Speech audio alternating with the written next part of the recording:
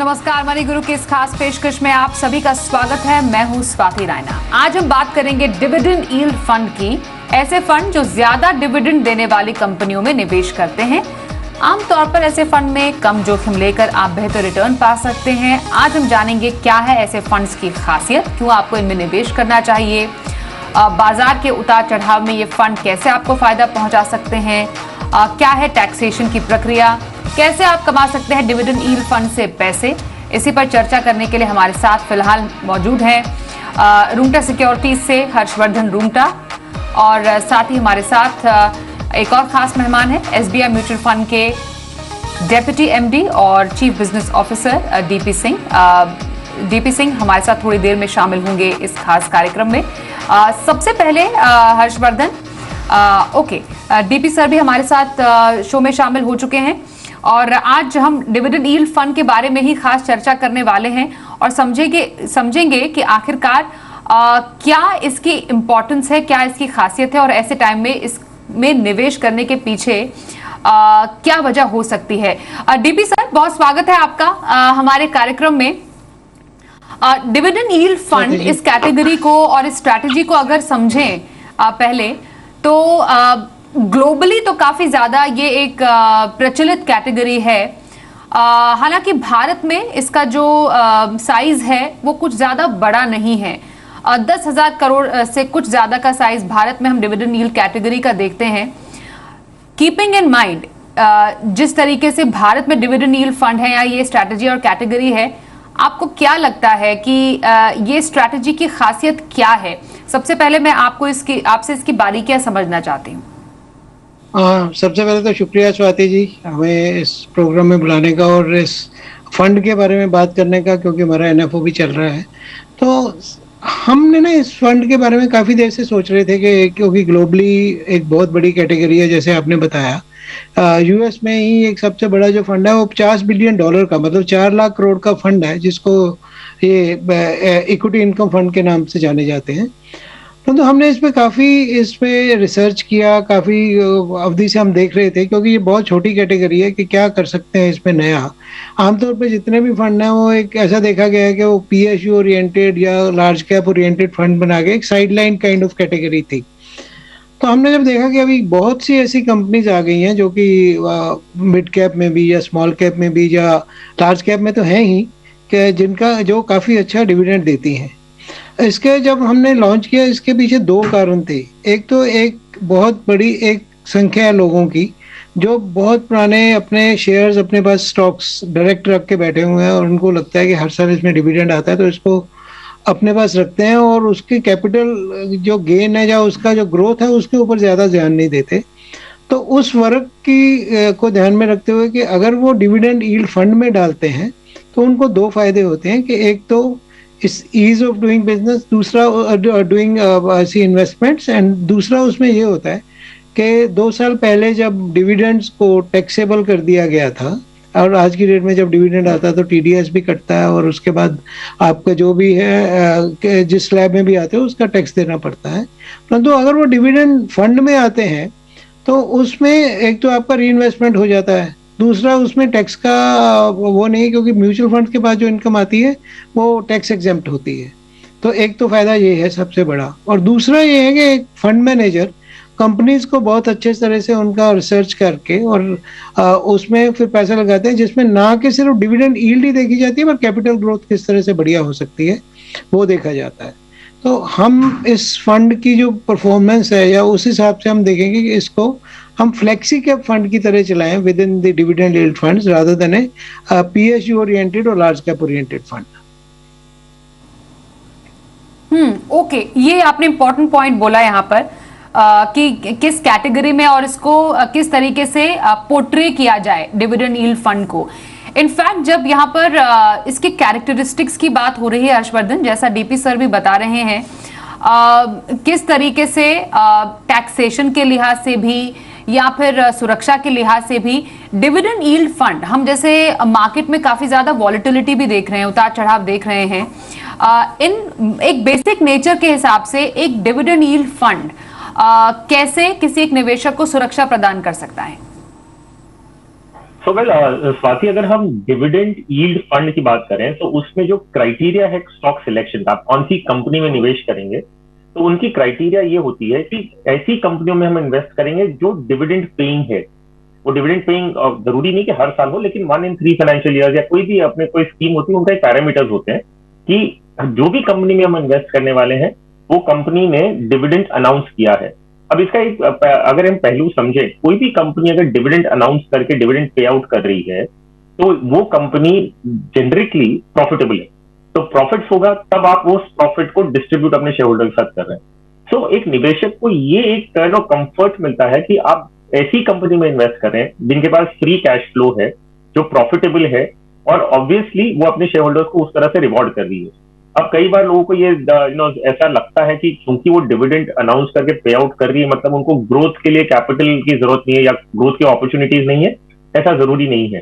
तो जो आपका सवाल था कि डिविडेंड यील्ड फंड क्या वैल्यू क्रिएट करता है, वो ये है कि जब मार्केट वोलेटाइल हो रहा है, जब मार्केट की वैल्यूएशन एक कॉज ऑफ कंसर्न हो जाती है कि हमारा मार्केट पी मल्टीपल कितना चल रहा है compare to other emerging market वगैरह वगैरह, जो बाकी डिस्कशन होते हैं, डिविडेंड यील्ड फंड आपको ये कंफर्ट देता है कि इसकी जो वैल्यूएशन है वो रीजनेबल हो सकती है, एंड प्लस ये cash generating profit earning companies है, तो आपका इन्वेस्टमेंट एक अच्छे बिजनेस में लग रहा है। तो वोलेटिल टाइम्स में अगर हम बात करें, अगर मार्केट वोलेटाइल ज्यादा हो रहा है तो ये कंपनीज आपको उस तरह से वैल्यू क्रिएट करके देती है और आपकी वोलेटिलिटी आपकी स्कीम में कम होगी। ओके डीपी सर, ये समझना जरूरी है कि अगर हम थोड़ा सा पास्ट ट्रैक रिकॉर्ड पे जाएं डिविडेंड यील्ड फंड के, डेफिनेटली अभी भारत में तो ये डेवलपिंग स्ट्रैटेजी है, ग्लोबली एक डेफिनेटली हिट स्ट्रैटेजी है, पर यहाँ पर अभी भी काफी ज्यादा इसको पैर पसारना जिसको कहते हैं ना, वो बाकी है। पिछले कुछ सालों के अगर इसके प्रदर्शन के लिहाज से समझें तो कैसा रहा है ये पूरा जो स्पेस है डिविडेंड यील्ड फंड का? हाँ स्वाति, मैंने जैसे आपको बताया कि आज तक के जितने भी फंड हैं वो ज्यादा लार्ज कैप ओरिएंटेड और से पीएच ओरिएंटेड टाइप फंड्स हैं, तो परंतु फिर भी उसके बावजूद भी अगर हम इसको लार्ज कैप कैटेगरी वाले जो दूसरे फंड हैं उसके साथ कंपेयर करते हैं तो कम से कम 2 से 3% ज्यादा रिटर्न में आया है। कैपिटल ग्रोथ की बात कर रहा हूँ, और उसके बावजूद भी ये मतलब एक रिटर्न तो ज्यादा देते ही देते हैं, और जब मार्केट गिरती है तो बहुत कम गिरते हैं। ये हमने पिछले 5 से 7 साल का पूरा हमने रिकॉर्ड बैक टेस्टिंग जिसको बोलते हैं वो हमने की है, तो अल्फा भी ज्यादा जनरेट हुआ, वोलेटाइल भी कम रहे, और उसमें हमने एक और सुझाव जो हम दे रहे हैं अपने इन्वेस्टर्स को कि क्योंकि आपके पास एक कैश फ्लो आता था, आपको एक आदत पड़ी है डिविडेंड्स लेने की, अगर आपके पास ऑलरेडी स्टॉक्स हैं तो इसमें एसडब्ल्यूपी के जरिए आप 6 से 7% हर साल लेते रहे, तो उससे क्या होगा कि एक बड़ा टैक्स एफिशिएंट वे में आपका कैश फ्लो भी बना रहेगा और दूसरा आपका कैपिटल ग्रोथ भी होता रहेगा। परंतु अगर आज की डेट में अगर हम देखते हैं तो काफी ज्यादा, जैसे आपकी स्क्रीन पे भी दिखाया जा रहा है कि निफ्टी 500 टीआरआई के 4.20 लाख के बदले में ये वाली कैटेगरी है, इसने काफी ज्यादा रिटर्न दिया है। इसने कम से कम 3 से 4% का अल्फा जनरेट किया है अपने इंडेक्स के ऊपर। एब्सोल्युटली। तो हर्षवर्धन, ऐसे में मतलब कोई एक ऐसा निवेशक जो कि नया है बाजार में या फिर एक सेफर इन्वेस्टमेंट ऑप्शन चाहते हैं, उनके लिए जितने भी कैरेक्टरिस्टिक्स खुद डीपी सर ने भी बताए, उनके लिए ये काफी सेफ ऑप्शन लगता है कि हाँ मार्केट वॉलेटिलिटी है तो डिविडेंड यील्ड फंड में निवेश करें। क्या फायदा हो सकता है किसी के पोर्टफोलियो में? जी हाँ स्वाति, तो डीपी सिंह साहब ने ये बताया कि जब मार्केट ऊपर चलता है तो कितना मार्केट से बेटर रिटर्न 2 to 3% आपको मार्केट से बेटर रिटर्न जनरेट करके देता है। और अगर हम डाउनवर्ड की बात करें, अगर मार्केट गिरता है, मान लीजिए जो आप पूछ रहे हैं कि निवेशक को किस वैल्यू किस तरह से एक कंफर्ट मिले, अगर मार्केट गिरता है तो भी बैक टेस्टिंग डेटा, अगर मैं एसबीआई का ही जो प्रेजेंटेशन है उसको रिफर कर रहा हूँ, तो उसमें आपने उसमें ये डेटा दिखा रहा है कि मार्केट जब गिरता है compare to the Nifty 100 TRI, आपका जो डिविडेंड अपॉर्चुनिटीज 50 इंडेक्स है वो करीबन 5% कम गिरता है। सो एक निवेशक को और क्या चाहिए, वो कहता है कि अगर मार्केट इतना वोलेटाइल है, वैल्यूएशन कंसर्न है, अगर मुझे फिर भी इक्विटी में इन्वेस्ट करना है तो मुझे क्वालिटी स्टॉक्स चाहिए जहां पे प्रॉफिटेबिलिटी है, कैश फ्लोज है, एक्सेट्रा, जो हमने पहले बात की थी। तो मार्केट जब गिरता है तब ये कम गिर रहा है, बढ़ता है तो ये मार्केट से थोड़ा ज्यादा रिटर्न देता है। आई थिंक एक कॉम्बिनेशन बहुत अच्छा है और ये वक्त भी एक्चुअली बहुत सही है क्योंकि इतनी अनसर्टेनिटीज की बात कर रहे हैं, मार्केट वोलेटाइल है। इंटरनेशनली ग्लोबली हमने देखा जो वैल्यूएशन है उसके कंपैरिजन में इंडिया इज हाईली वैल्यूड। एक जियोपॉलिटिकल रिस्क चल रहा है, रिसेशन की बातें हो रही हैं, तो इसमें अगर आपको इक्विटी में बने रहना है तो आपको क्वालिटी आपको बहुत जरूरी है। आप किस तरह की क्वालिटी कंपनीज में इन्वेस्ट कर रहे हैं, और क्वालिटी की एक डेफिनेशन ये ऑब्वियसली एक इंडिकेटर होता है कि वो डिविडेंड कितना देंगे। तो I think dividend yield fund ना एक आपके पोर्टफोलियो में एक स्कीम जरूर हो सकती है। डीपी सर, जैसा आपने शुरुआत में बोला कि स्कोप बहुत ज्यादा है डिविडेंड यील्ड फंड का, इस कैटेगरी का और इस स्ट्रैटेजी का, स्पेशली इंडिया में। और ये भी जैसे हमने शुरुआत में मेंशन किया कि अभी तो महज 10,000 करोड़ का AUM हम डिविडेंड यील्ड फंड का देख रहे हैं, as against around 4 lakh crore जो कि ग्लोबली हम इस कैटेगरी में देखते हैं। कितना ग्रोथ आप अभी अपने इंडियन मार्केट्स तो एक फंड का साइज सॉरी ये एक फंड जिसका आपने मेंशन किया था, एब्सोल्युटली। हाँ जी, एक फंड का ओवरऑल साइज तो बहुत ज्यादा है, पर देखिए हमें तो पूरा विश्वास है कि हम पूरी इंडस्ट्री इसकी तरफ देखेगी और ये बहुत दूर नहीं है जब ये 1 लाख करोड़ की कैटेगरी बन जाएगी। तो अभी तो हमने शुरुआत की है, NFO चल रहा है, परंतु इसमें अगर जैसे हर्ष भी बता रहे थे कि जब हमने अपना बैक टेस्टिंग किया, पिछले 10 साल का रिकॉर्ड देखा, तो 10 साल में से 8 साल ऐसे थे जिसमें इसके शेयर्स कम गिरे, मार्केट जब गिरती थी तो उससे कम गिरे, और जब बढ़ती थी तो ज्यादा इन्होंने रिटर्न दिया। परंतु 2 साल ऐसे भी थे जिसमें थोड़ा सा मार्केट के उलट भी चला, क्योंकि इक्विटी इन्वेस्टमेंट में एक चीज मान के चलना चाहिए कि जब भी हम पैसा लगाते हैं थोड़ा सा रिस्क वाला तो है ही है। तो जैसे हर्ष बता रहे थे, अगर आपको इक्विटी में बने रहना है तो ये एक कैटेगरी है, एक बहुत इंपॉर्टेंट कैटेगरी है जो कि अभी तक थोड़ी इग्नोर थी, साइडलाइन थी, तो इसमें बहुत पैसा आ सकता है। और आज की डेट में स्पेशली जब इतनी अनसर्टेनिटी बनी हुई है, मार्केट में भी उतार चढ़ाव बहुत, एक दिन उतार ऊपर होता है, एक दिन नीचे होता है, तो ऐसे में ऐसे पोर्टफोलियो में सही टाइम पे लगाना एक बहुत ही बढ़िया स्ट्रेटेजी हो सकती है। आपने SWP का जिक्र यहाँ पर किया, सिस्टमैटिक विड्रॉल प्लान, जो कि हम कैश फ्लो मेंटेन करने के लिए, रेगुलर इनकम के लिए कर सकते हैं। इस पे थोड़ा सा अगर आप और क्लैरिटी दें और थोड़ा सा हमें और हमारे दर्शकों को समझाएं। यूजुअली हम डेट फंड्स में देखते हैं कि SWP का रूल अपनाया जाता है। यहाँ पर थ्रू एक डिविडेंड यील्ड फंड के जरिए आप बता रहे हैं कि एक रेगुलर कैश फ्लो का एक अच्छा जरिया, एक विकल्प हो सकता है। कैसे पॉसिबल है?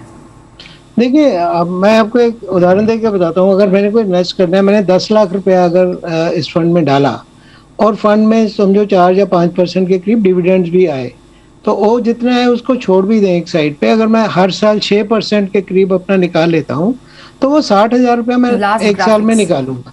तो 60,000 में जब मैं उस पैसे को निकालूंगा तो उसकी जो कॉस्ट है वो होगी करीब 55,000 रुपये, अगर NAV के हिसाब से लगूंगा तो मेरे को सिर्फ 5,000 रुपये के ऊपर, अगर एक साल से ऊपर हो गया तो सिर्फ 10% रिटर्न देना है, 10% टैक्स देना है, लॉन्ग टर्म टैक्स, जो कि 500 रुपया होगा। तो 9,500 तो मेरा अपना हो गया, सिर्फ 500 रुपये टैक्स देना है। और दूसरी तरफ अगर मेरे को 50,000 रुपया डिविडेंड के तौर पे आता है, तो अगर मैं 30% की ब्रैकेट में हूँ तो मेरे को 15,000 टैक्स देना है। तो उसमें भी ये फायदा है कि 15,000 कहाँ 500-600 रुपया सरचार्ज डाल के, तो एक बहुत एफिशिएंट तरीका है इसमें जो इन्वेस्ट करके SWP के थ्रू लेने का। तो दूसरा क्या है कि मेरे को अगर 10 डिविडेंड आते हैं, 10 बार मैं अकाउंट को देखूंगा, इधर एक डिसिप्लिन वे में अपना 6% है, 8% चाहिए, 4% चाहिए या नहीं चाहिए, तो उस हिसाब से मेरे पास एक विकल्प है कि जिस तरह का कैश फ्लो मेरे को चाहिए या कैश फ्लो नहीं चाहिए, तो उस तरह से मैं खुद फैसला कर सकता हूँ, ना कि हर बार मेरे को मेरे अकाउंट में थोड़ा पैसा आएगा 10 इन्वेस्टमेंट्स का, और टैक्स एफिशिएंसी तो है ही है। तो एक बहुत ही उम्दा तरीका है ये, सिर्फ डिविडेंड यील्ड फंड के लिए ही नहीं, अदरवाइज आल्सो म्यूचुअल फंड में जब आप इन्वेस्ट करते हैं और जब SW के थ्रू पैसा वापस लेते हैं, तो एक बहुत ही एक बढ़िया तरीका है ये पैसा वापस लेने का। बस उसमें ऐड मैं आपसे चाहती हूँ आप करें, कोई एक टाइम होराइजन माइंड में एक निवेशक को रखना चाहिए, क्योंकि यूजुअली जब हम इन्वेस्ट करते हैं किसी कैटेगरी या फंड में, हमारे पास एक गोल है, हमारे पास एक टाइम होराइजन है, हमारा रिस्क एपेटाइट भी है। ये तमाम पैरामीटर्स डिविडेंड यील्ड फंड में कैसे फिट होते हैं? नहीं, बिल्कुल इक्विटी कैटेगरी में ही है। और इक्विटी कैटेगरी में जैसे हम हमेशा बात करते हैं कि मिनिमम 3 साल तो चाहिए ही चाहिए, पर आइडियल तो ये होगा 5 साल या 5 साल से ऊपर का, क्योंकि 1-2 साल कभी भी ऐसे हो सकते हैं मार्केट में जब आपका निवेश एक डाउनवर्ड ट्रैजेक्टरी में चला जाए, पर उसमें घबराने की जरूरत नहीं होती। और दूसरा, इसमें SIP भी कर सकते हैं, SWP भी कर सकते हैं, तो रुपी कॉस्ट एवरेजिंग तो है ही है। परंतु जहां तक इसमें कितना टाइम होना चाहिए, वो वही जैसे किसी भी हम इक्विटी फंड में बात करते हैं, 3 से 5 साल तो कम से कम चाहिए इसमें। बिल्कुल, एक ब्रेक का वक्त यहाँ पर हो गया है। चर्चा हमारी जारी रहेगी। DP सिंह और हर्षवर्धन रूंगटा हमारे साथ है इस शो में शामिल, बने रहिए हमारे साथ।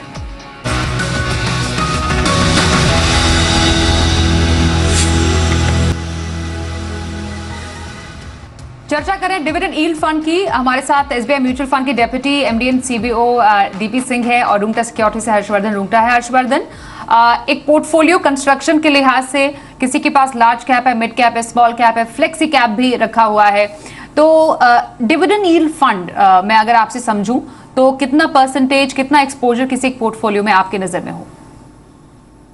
तो देखिए स्वाति, ये डिविडेंड यील्ड फंड ना आपके एक वैल्यू ओरिएंटेड फंड की कैटेगरी में मैं प्लेस करूंगा, और उसका कारण भी बता दूं मैं आपको। अगर हम कोई भी एक इंडेक्स फंड का अगर हम पोर्टफोलियो पी देखते हैं, वो करीबन 22 पे, निफ्टी करीबन 22 पी पे है। एक वैल्यू फंड का अगर हम देखें, जैसे यूटीआई वैल्यू फंड है जो यूटीआई डिविडेंड यील्ड फंड जो है, तो एक काफी पुराना स्कीम है, उसकी अगर हम पोर्टफोलियो पी देखें तो करीबन 15। तो ये क्लियर है कि जो स्टॉक सिलेक्शन है वो वैल्यूएशन, अगर हम एवरेज पी रेशियो भी देखें तो डिविडेंड यील्ड फंड का जो वैल्यूएशन है वो कम है। तो ये उस कैटेगरी में आएगा जहां पे आप एक वैल्यू ओरिएंटेड फंड की तरह से उसके अपने पोर्टफोलियो में जोड़ेंगे। हमने हमेशा से कहा है कि अगर आप कोई भी पोर्टफोलियो क्रिएट करते हैं तो 5 से 6 स्कीम सफिशिएंट होती है। तो अगर आप 5 या 6 स्कीम इक्विटी का रख रहे हैं और उसमें एक डिविडेंड यील्ड फंड ऐड करते हैं, तो मेरे ख्याल से आपका 10 से 20% के आसपास का एलोकेशन अगर आप करते हैं, मान लीजिए आप 10,000 की SIP कर रहे हैं, तो आप 2,000, 2,500 की SIP 100% आप एक डिविडेंड यील्ड फंड में कर सकते हैं। ऑल राइट, DP सर, अभी एट प्रेजेंट कुछ डिविडेंड यील्ड फंड्स हैं मार्केट में ऑलरेडी मौजूद, आपका फंड आने वाला है, उसके लिहाज से समझना चाहते हैं क्या अलग और क्या खास है, और किसी एक निवेशक को एक अच्छा डिविडेंड यील्ड फंड चुनना है तो कौन से पैरामीटर्स पर परखें, क्या समझें और क्या देखें? देखिए स्वाति, मैंने आपको जैसे बोला कि ये कैटेगरी थोड़ी सी निग्लेक्टेड कैटेगरी थी with in the mutual fund industry, और हमने करीब 6 महीने पहले जब इसके ऊपर काम शुरू किया, रिसर्च शुरू किया, कंपनीज का जो हम पोर्टफोलियो बनाने की कोशिश करेंगे, एक चीज तो मैं आपको ये दावे के साथ बोल सकता हूँ कि जब इसका पोर्टफोलियो बनेगा आप देखेंगे ये थोड़ा अलग है दूसरी डिविडेंड यील्ड फंड से। और इसका देखो, कोई भी फंड है उसका जो फॉर्च्यून होता है वो मार्केट से अलग नहीं हो सकता।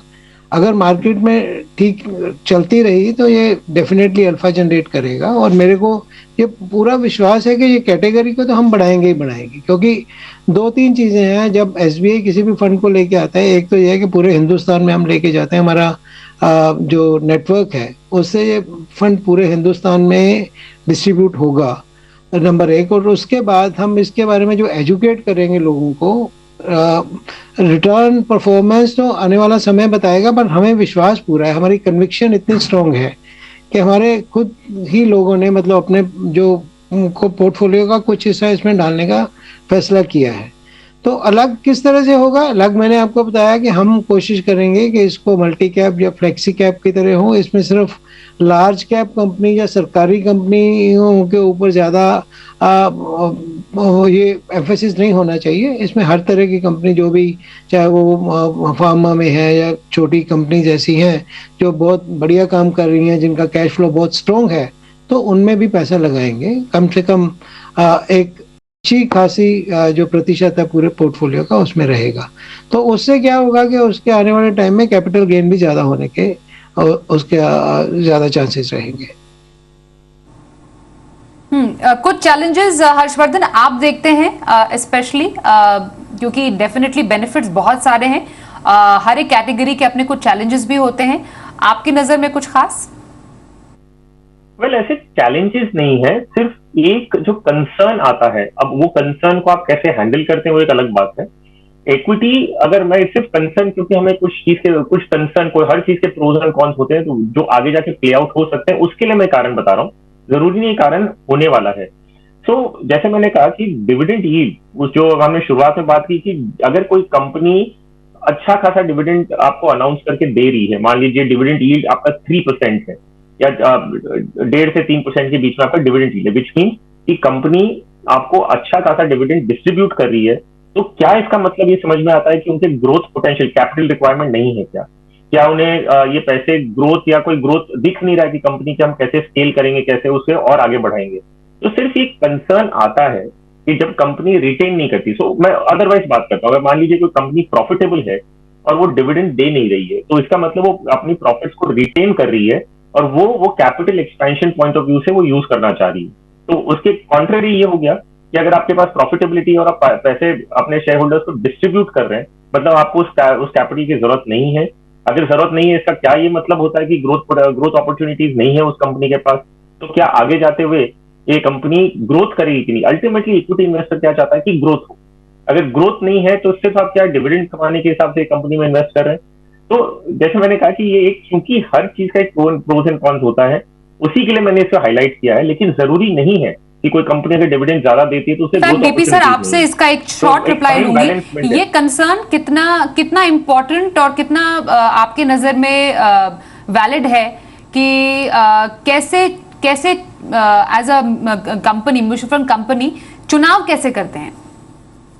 ना देखिए, ये जो हर्षवर्धन साहब ने कहा बिल्कुल सही है कि अगर वो दे रही है तो हो सकता है कि कैपिटल उसको जरूरत नहीं है, पर there are so many business जो कि कैपिटल लाइट होते हैं, उनको कैपिटल चाहिए ही नहीं, कैश फ्लो है फिर भी वो अपने पास रखते हैं और इन्वेस्टमेंट्स करते रहते हैं। तो आज की डेट में हमारी फंड मैनेजमेंट टीम भी, जब हमारे पास, जैसे हमारा अगर सबसे बड़ा फंड है, तो जब भी कोई कंपनी आईपीओ लेके आती है तो वो हमारे पास पहले आते हैं। तो one of the various factors, अगर 20 फैक्टर जो हम चेक करते हैं तो उसमें एक फैक्टर ये भी होता है कि जो कैश फ्लो कंपनी का आएगा उसका जो उसकी जरूरत किस तरह से, उसको किस तरह से वो खर्च करेंगी। या तो देयर शुड बी विजिबिलिटी कि कैपिटल एक्सपेंडिचर चाहिए और ये कैपिटल एक्सपेंडिचर करके कंपनी बड़ी होएगी। और कई बहुत से ऐसे बिजनेसेस हैं जहाँ पे बहुत कैपिटल लाइट होते हैं, कैपिटल चाहिए ही नहीं पर कैश फ्लो है, तो उसमें हम उनको एक बिहेवियर को हम चेंज करना चाहते हैं। तो ये पैसा जो है, जो इन्वेस्टर, जो निवेशक हैं जिन्होंने पैसा लगाया है, उनको एक डिविडेंड के तौर पे आपको देना चाहिए। तो हम ये करना चाहते हैं कि आने वाले टाइम में जो फंड हाउसेज हैं वो ये काम बहुत अच्छे तरीके से कर सकते हैं कि भाई कंपनियों को ये बिहेवियर के लिए राजी करें कि ज़्यादा से ज़्यादा डिविडेंड लोगों को दिया जाए। एंड हमें लगता है कि हम सक्षम हैं, ऐसा कर सकते हैं और हम करेंगे। बिल्कुल सर, बहुत धन्यवाद करेंगे डीपी सर आपका, और साथ ही हर्षवर्धन आपका भी इस खास चर्चा में हमारे साथ मनी गुरु में शामिल होने के लिए। तो काफी हद तक हमने काफी बारीकियां समझी आज डिविडेंड यील्ड कैटेगरी की। आज के इस शो में बस इतना ही, रुकते हैं एक ब्रेक के लिए। देखते रहिए आप जी बिजनेस।